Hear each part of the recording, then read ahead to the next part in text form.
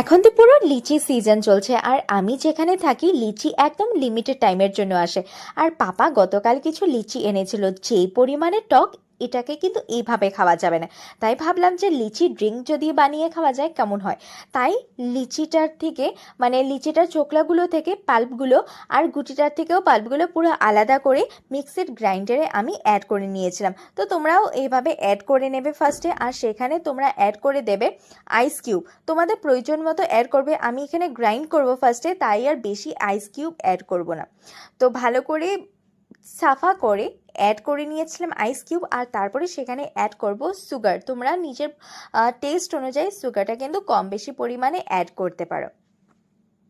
তারপর sugar add করে দেওয়ার পর ভালো করে আমি গ্রাইন্ড করে নেব, আর গ্রাইন্ড হয়েও গেছে। আর বাস দেখো কত সুন্দর আর ঘন হয়েছে।